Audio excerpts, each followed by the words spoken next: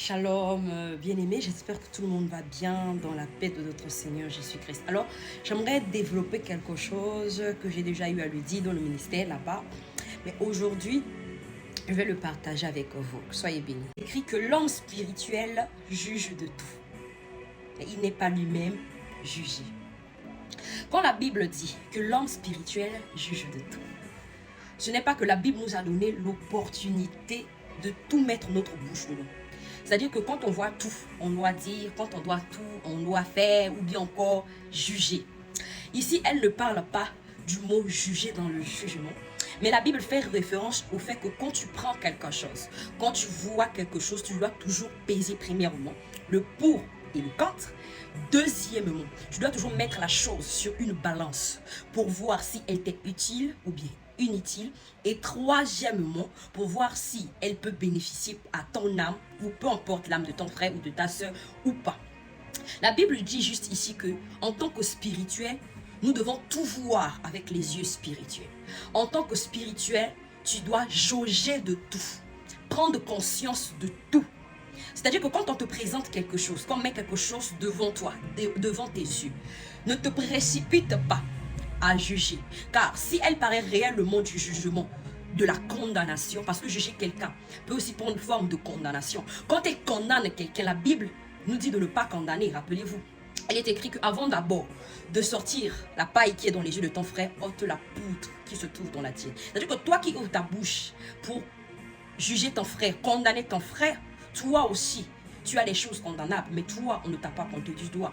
Elle ne nous dit pas tout court de ne pas nous mêler des vies des gens, non. On doit se mêler, mais d'une forme spirituelle. Voilà pourquoi tu verras que la Bible déclare que si tu vois ton frère qui s'en va dans un mauvais chemin, rappelle-le. Rappelle-le.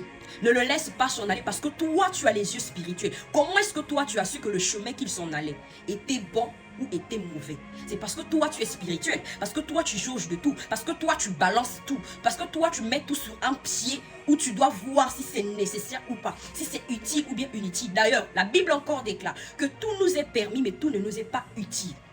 C'est dans ce contexte-là. Dans le contexte où toi, tu sais, mais les autres ne savent pas. Dans le contexte où toi, tu as déjà pris conscience, mais les autres n'ont pas encore pris conscience comme toi. Dans le cadre où que toi, tu sais là où ils vont partir. Que dans la vie qu'ils sont là, où est-ce que ça va les emmener? Toi, tu sais. Tu as conscience, tu as connaissance, tu as le savoir sur la chose. Mais les autres ne savent pas. Mais cela ne va pas dire que toi, tu viens directement, tu dis en frère, arrête quand tu fais un mauvais. Non, tu le ramènes, mais avec douceur. Tu le ramènes avec douceur, comme le déclare la parole, avec douceur. Pourquoi tu le ramènes avec douceur? Parce que toi, en tant que spirituel, tu sais que si je le ramène avec agressivité, il se braquera, soit il me jugera moi, ou bien il n'écoutera pas ce que j'ai à lui dire. Mais en tant qu'homme spirituel, tu as la sagesse. Parce que quand tu es spirituel, le Seigneur te demande même de demander la sagesse. Parce que cela va t'aider à même communiquer la sagesse aux autres. À même communiquer la sagesse aux autres. Amen, amen. Donc, c'est ça. L'homme spirituel juge de tout.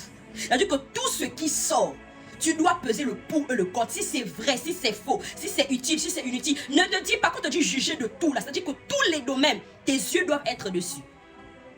Si tu continues avec le verset en bas, on dit que la pensée du Christ nous est enseignée. N'est-ce pas? C'est nous qui avons la pensée du Christ. Donc c'est-à-dire que quand tu as l'Esprit de Dieu, tu as la pensée du Christ. Tu as le même raisonnement que le Seigneur. Donc à chaque fois que tu vois quelque chose, pose-toi, tu dis, le Christ aurait fait quoi à ma place? Est-ce que quand il a vu la prostituée, il a dit, femme, tu es prostituée, tu seras jugée? Ou bien le Christ lui a dit que tes péchés te sont pardonnés? Ou bien le Christ le ramène sur le droit chemin? Quand le Christ a vu cette femme samaritaine qui avait eu plusieurs hommes, est-ce qu'il lui a dit que tel que tu es là, tu es une prostituée parce que tu as plusieurs hommes? Non, il dit que non, même le mari que toi tu as là, n'est pas ton mari, il a joué à la sagesse. La femme se dit, comment toi tu sais ça? Elle dit que moi je sais, toi tel que toi tu es dans Janjou, toi tu es partout, toi on te connaît.